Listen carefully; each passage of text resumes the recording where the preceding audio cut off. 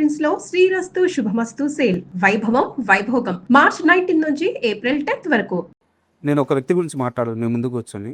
మీరు film course చేశారు, సరే ఏదో లాస్ట్ మూమెంట్లో దాన్ని ఆపేసి జంప్ ఇచ్చారు. అయితే నాకు కావాల్సింది ఏంటంటే, మన ఇండస్ట్రీలో ఒక శిఖరం ఉంది, రామ్ గోపాల్ వర్మ.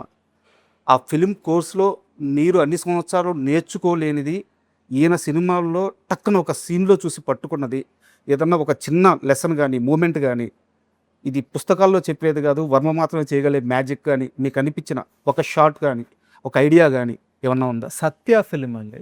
ఓకే, బీకు మాత్రే ఇంట్రడక్షన్. ఓకే, ఇలా కూర్చొని ఇంటి లివింగ్ రూమ్లో కూర్చోండి, అవును, చైర్లో కూర్చొని ఇలా ఫోన్ ఇలా మాట్లాడుతున్నాడు.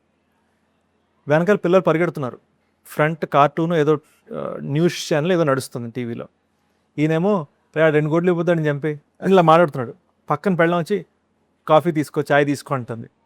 ఈయన వెనకపోతే ఇలా ఆ కప్పు ఇలా భుజం అంటాడు, చెప్పాను కదా తీసుకో అని అంటుంది. అంటే ఈ గ్యాంగ్స్టర్ ఒక్క షాట్లో ఈ గ్యాంగ్స్టర్ ఒకడిని రే నువ్వు నాకు 2 కోట్లు ఇవ్వకపోతే నేను చంపేస్తాను రా అని ఇక్కడ థ్రెటన్ చేస్తున్నాడు. పిల్లలు ఆడుకుంటుంటే రే జాగ్రత్త రే పడిపోతాను, అక్కడ వాళ్ళని చూసుకుంటున్నాడు, పెళ్ళంతో సరసం. ఇవన్నీ 1 షాట్లో చూపించారు. Super observation. అండ్ మీకు తెలుసా లేదో, వర్మ సత్య సినిమా గురించి చెప్పింది ఇదే. అంటే మాఫియా అనేవాళ్ళు ఎలా ఉంటారు అనేది నా సినిమా కాదు, మాఫియా అనేవాళ్ళు మనలాగే ఉంటే ఏంటి అనేది సత్య అని మా ఇంటర్వ్యూలోనే 5 ఇంటర్వ్యూలోనే వర్మ గారు చెప్పింది. That was a big learning for me Satya film.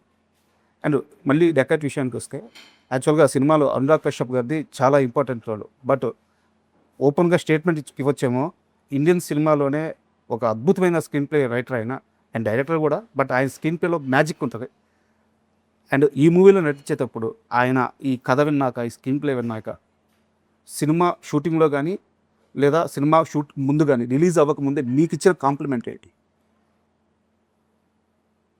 ఒక బ్యూటిఫుల్ మాట అన్నారు. ఫస్ట్ few days ఆయన షూట్ చేస్తున్నప్పుడు వీళ్ళు ఎందుకు ఈ సీన్ ఇంతసేపు తీస్తున్నారు, నేనైతే ఒక షాట్లో తెక్కకూడదును ఈ సీను, ఆ సీన్ అయితే వీళ్ళు 4 రోజులు తీస్తున్నారు, నేను 2 daysలో తెక్కకూడదును అని ఆయన లోపల నుంచి ఫీలింగ్స్ పుట్టుకొచ్చేవట.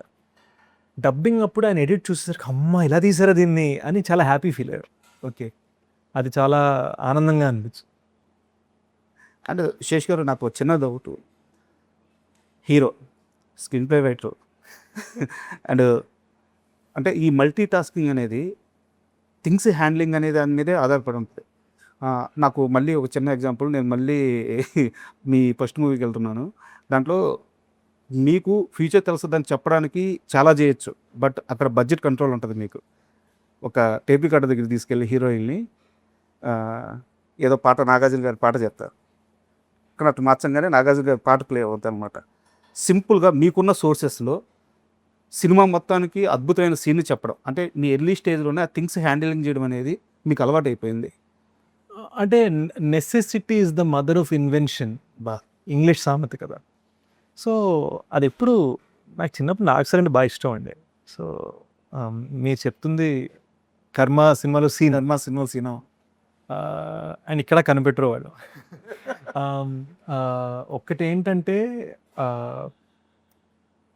హీరోగా నా కెరీర్ని నిలబెట్టుకోవడానికి కోసం నేను చేస్తున్న టాస్క్స్ ఇవి. సో నేను దీన్ని మల్టీ టాస్కింగ్గా భావించను. ఒక హీరోగా నేను ఒక విగ్రహం కట్టుకుంటున్నాను, ఆ విగ్రహాన్ని నిలబెట్టే స్టేజ్, ఆ స్టేజ్, ఆ ప్లాట్ఫామ్ అన్నది ఈ మల్టీ టాస్కింగ్. అక్కడి నుంచి, అంటే మీరు చెప్పిన ఆ స్టేజ్ నుంచి ఈరోజు ఒక లగ్జరీ వచ్చింది మీకు సినిమా మేకింగ్లో. శేష్ అడిగినంత బడ్జెట్ ఇవ్వచ్చు, కళ్ళు మూసుకొని ఇవ్వచ్చు, శేషుని కళ్ళు మూసుకొని నమ్మవచ్చు, అది ఒక లగ్జరీ అనుకోవచ్చు. సో అక్కడి నుంచి ఇక్కడ దాకా ప్రయాణం ఏమనిపిస్తుంది? డెకాయిట్ మీకు ఇచ్చిన ఆ కాన్ఫిడెన్స్ ఏంటి? టేక్ డెకాయిట్ 65 crores మనం within 1 week OTT and box office ద్వారా ప్రొడ్యూసర్ని సేఫ్ చేయగలము, కొన్న వాళ్ళందరినీ ఆర్థికంగా సేఫ్ చేయగలము అన్న కాన్ఫిడెన్స్ అది చాలా గొప్ప విషయం. నాకు తెలిసి చాలామంది దాన్ని హ్యూజ్ పిఆర్ బ్లాస్ట్గా చేద్దును, నాకు అది చేయడం రాదు. ఎందుకంటే నేను ఎక్కువ దాని మీదే వెళ్ళానంటే క్రియేటివిటీని వదులుకుంటున్నాను అన్న ఫీలింగ్ వస్తుంది. నా ఉద్దేశం అది కాదు. కానీ నేను ఎప్పుడు ప్రొడ్యూసర్స్ యాక్టర్ని. సార్ ఎందుకంటే నేను నా ఫస్ట్ 2 ఫిల్మ్స్ నేను ప్రొడ్యూస్ చేసుకొని మార్నింగ్ షో నుంచి మ్యాట్నీ షో లోపల అయ్యేలోపు నా సినిమాని తీసేయడం జరిగింది. సో పోస్టర్ ఖర్చులు కూడా రాకపోవడం అంటే ఏంటో నాకు తెలుసు. So I'm a producer first నా మైండ్లో వీటన్నిటిగా నాకు ఉండదు. సో ప్రొడ్యూసర్ని సేవ్ చేయటం నాకు ఎంత ముఖ్యం అనేది ఒక బ్యూటిఫుల్ కాన్ఫిడెన్స్ ఇచ్చింది సర్కట్.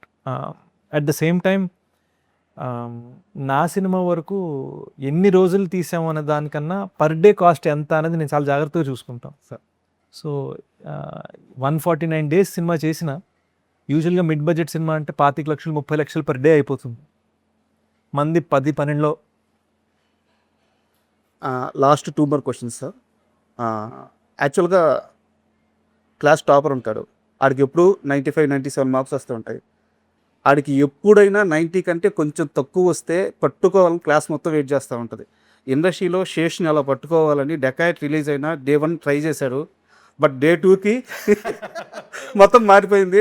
శేష్ మళ్ళీ దొరకలేదు, బట్ Day 1 గట్టిగా ట్రై చేశారు. శేష్కి ఇండస్ట్రీలో శత్రువులు ఉన్నారా?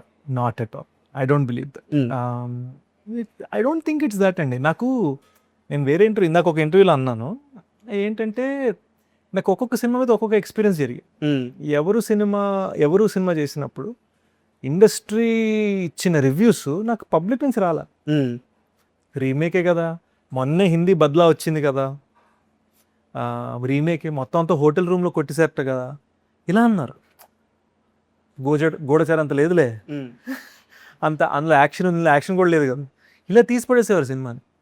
ఇప్పుడు ట్విట్టర్లో ఆ క్లైమాక్స్ వైరల్ అయ్యి మళ్ళీ లేచింది సినిమా. ఇప్పుడు అంటున్నారు ఎవరు సినిమా నుంచి నేను మీకు ఫ్యాన్ అండి, ఎవరు సినిమా నుంచి నాకు మీ సినిమాలు బాగా ఇష్టం అండి.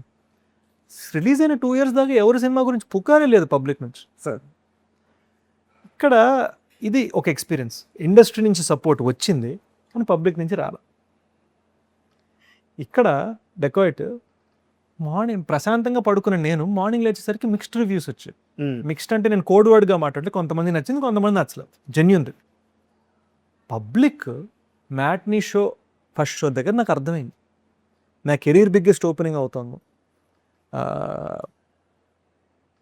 ఫ్యామిలీస్కి ఐ థింక్ ఫ్యామిలీస్ వల్ల అందుకుందండి సినిమా, ఫ్రాంక్గా చెప్పను.